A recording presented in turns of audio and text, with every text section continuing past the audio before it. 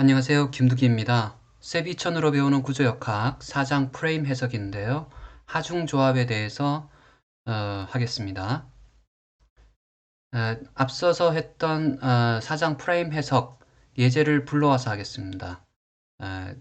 다음과 같은 유튜브를 참조하면 되고요. 지금 현재 찍은 것도 유튜브에 올리도록 하겠습니다. 구조물은 다음과 같습니다. 다음과 같은 라멘 구조물 1차원 프레임이 있고요. 1층 프레임이 있고 고정 하중은 스스로의 자중을 고려하고요. 데드로드 그 다음에 활 하중은 1.5 킵스 퍼 피트로 위에 고정하도록 하겠습니다. 가정입니다. 그 다음에 횡방향 지진 하중은 25 킵스라고 가정을 할 때 하중 조합을 사용해서 구조물에 작용하는 부재력을 구하도록 하겠습니다. 사용된 하중 조합은 두 가지 기준에서 사용된 거 KDS14 콘크리트 구조 기준이고요. KDS41 건축 구조 기준입니다. 거기에서 사용된 데드로드와 라이브로드 그 다음에 얼스퀘이크 로드를 조합하는 방식인 극한 한계 상태 강도 설계법에서는 1.4D, 1.2D 플러스 1.6L 또는 1.2D 플러스 L 플러스 E라는 지진 하중에 대한 조합해서 강도 설계법이고요. 그 다음 사용 한계에서 균열 검토를 위해 가지고 데드로드와 라이브로드를 그냥 더해준 것으로 구한 응력 검토를 하도록 하겠습니다. 셉 2000을 사용하는 데 있어 가지고 다음과 같은 키 프로시저 주요 절차를 나타내는데요. 하중 패턴을 정의를 하고요. 이게 고정 하중이 어떻게 됐고 활 하중이 어떻게 됐고 지진 하중이 어떻게 됐고를 정의를 하고요. 그 다음에 정의된 하중 패턴이 어떠한 방법으로 구조물에 가해지는지, 즉 우리는 지금 현재는 선형 정적 해석을 사용합니다. 그래서 선형 정적 리니어 스태틱으로 구조물에 가해진다는 것을 로드 케이스를 정의하고요. 하중 경우. 그 다음에 각 하중 경우에 대해서 하중 조합을 하게 됩니다. 그래서 설계 기준에서 제시된 것을 자동으로 조합할 수도 있고요. 셉 같은 경우 국내 기준보다 지금 해외 기준들은 조합이 있습니다. 지금 D와 L 하중에 대해서 하중 조합이 디폴트로 제공되는 게 있고요. 그 다음에 사용자가 정의를 할 수도 있습니다. 그 다음에 설계에 사용하기 위해서 각 하중 조합의 최대값만을 모은 엔벨롭을 포락선을 가지고 설계에 사용할 수 있습니다. 자, 이전 셉을 열고 이전 데이터를 불러오겠습니다. 자, 이전 데이터는 다음과 같은 1층 프레임 구조물이고요. 다음과 같은 1층 프레임 구조물입니다. 왼쪽 평면, 오른쪽 3D 뷰인데요. 이것을 좀 더 보기 편하게 하기 위해서 오른쪽도 2D 뷰로 나타내도록 하겠습니다. XZ 평면으로 나타내고요.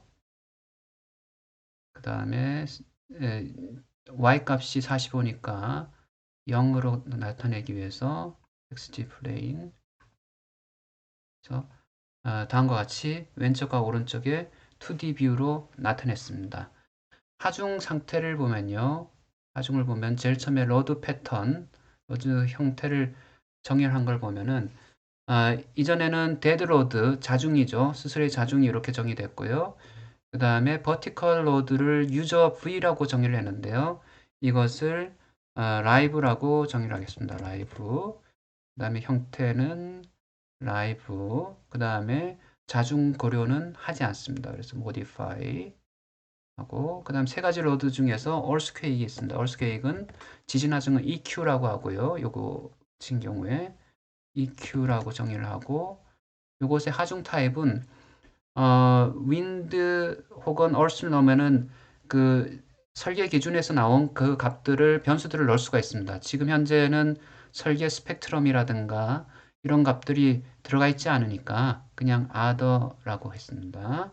other라고 하고 modify 했습니다. 세 가지 로드 패턴이 정의가 됐고요. 그 다음에 로드 케이스를 정의하도록 하겠습니다. 데드로드는 리니어 스태틱 선형 정적으로 가해주게 되고요. 모달은 디폴트 기본값으로 들어가야 되는데 우리는 사용하지 않습니다. 그 다음에 로드 케이스 이름을 요것은 수정을 해야겠죠. 로드 케이스 이름을 우리도 요거를 마찬가지로 버티컬이니까 라이브라고 하고요. 그 다음에 스케일 팩터 몇 배를 확대시켜 줄 것이냐 그대로 1로 해줄 거죠. 이렇게 1로 OK 사인을 내려줬고요. 그 다음에 호리존털 방향도 modify 해가지고 로드 케이스 이름입니다. 케이스 이름을 로드 패턴 이름이랑 동일한 값을 썼습니다. 그래서 이것도 EQ 굳이 써줄 필요는 없는데 헷갈리는 걸 방지하기 위해 가지고 이렇게 OK. 리니어 스태틱, 데드 로드, 라이브 로드, 얼스퀘이크 로드에 대해서 정리를 해줬습니다. 마지막으로 로드 컨비네이션입니다. 지금 하중 조합이 하나도 없고요. 그래서 디폴트 값을 한번 어떻게 하는지 디폴트 값을 해서 보통 콘크리트 프레임에 쓰이는 디폴트 값을 넣어라 라고 했습니다. 오케이 했더니 우리가 기본적으로 들어가 있는 값입니다. 아마도 unconditional 값으로 들어가 있는 것 같습니다. 그래서 첫 번째 로드 케이스, 로드 컨비네이션을 보면요. 그래서 modify를 하겠습니다. 그러면은 여기는 데드 로드가 선형 정적인 방법으로 그죠? 로드 케이스가 1.5라고 되어 있는데요. 우리가 첫 번째 데드 로드 케이스를 앞서서 봤듯이 이렇게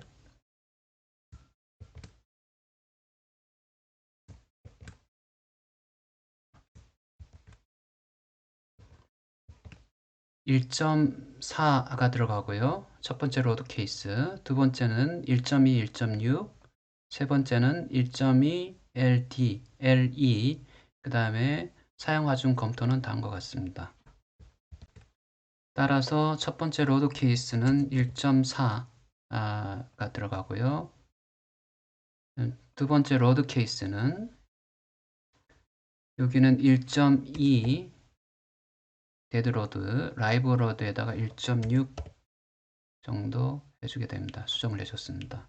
마지막으로 지진 하중을 더 넣어줘야 되니까요. new combination에 데드로드 1.2 그 다음에 라이브 로드 1.0 그 다음에 얼스퀘일 로드 1.0 이렇게 들어갔습니다. 이것을 가지고 우리는 컴비1 자기가 이름을 다르게 해줘도 되는데요. 컴비네이션 1 조합 1이라고 했습니다. 그 다음에 사용 한계 상태에서 균열 체크하기 위해서 D 플러스 L이라는 이름으로 하중을 넣게 되면은 데드로드 1, 그 다음에 라이브로드 1이라고 명시를 해줬습니다. 그 다음 설계에서 사용하기 위해서 앞서 한계 상태, 극한 한계 상태 요거를 다 최대값들을 더해줘야 되니까요. 새로운 최대값들만 뽑는 것으로 이름을 하나 더 만들겠습니다. envelope이라고 했고요. 그 다음에 여기는 uncondition 1, uncondition 2, 그 다음에 combination 1 그래서 요거를 가지고 최대값만 뽑도록 하겠습니다. 오케이 했습니다. 다 하중 조합이 이렇게 5개의 경우가 들어가 있고요. 해석을 수행하도록 하겠습니다. 여기서 run analysis를 누르게 되면은 해석은 로드 케이스에 대해서 세 가지 로드 케이스, 네 가지 중에서 요거는 필요 없고요. 첫 번째 데드 로드 해석을 해야 되고요. 라이브 로드 해석을 해야 됩니다. 그 다음에 지진 하중에 대해서도 해석을 해야 됩니다. 세 가지 하중 경우에 대해서 해석을 하고 각각의 결과를 조합하게 되는데요. 이것을 돌리고요. 결과가 나왔습니다. 왼쪽에는 지금 현재 deformed shape 변형 형상들이 나오게 되고요. 데드 로드에 대한 변형 형상, 그 다음에 라이브 로드에 대한 변형 형상, 그 다음에 지진 하중에 대한 변형 형상, 그 다음에 조합에 대한 조합인 경우에 대한 변형 형상들을 볼 수가 있습니다. on condition 2 오른쪽에는 어, 부재력을 나타내도록 하겠습니다. 부재력을 나타내는데요. 첫 번째 데드로드에 대해서 부재력, 지금 이렇게 조인트 리액션 잘못됐는데요. 디스플레이 에서 프레임, 그래서 오른쪽에 나타냅니다. 그래서 33에 대해서 데드로드에 대한 최대값 나타났죠. 이렇게 데드로드에 따라서 디폼드 쉐입, 그 다음 라이브 로드, 그 다음에 지진 하중 이렇게 나타났습니다. 또한 첫 번째 로드 컨비네이션 1일 경우에 데드로드의 1.4배죠. 크게 나타나는 것을 볼 수 있고요. 전반적으로 왼쪽에서 보면은 변형 형상을 봤을 때 우리가 가해준 형상, 하중에 대해서 변형 형상이 얼추 비슷하게 나온지를 확인할 수가 있습니다. 그리고 설계 사용, 요거는 D 플러스 L 같은 경우는 우리가 일반적으로 균열 체크하는 데 사용되고요. 그 다음에 엔벨롭은 지금까지 하중조합, 극한 한계 상태의 하중 조합에 대해서 최대값들을 뽑아 놓은 건데요. 그 중에 이제 최대값이니까 설계에 사용할 수가 있습니다.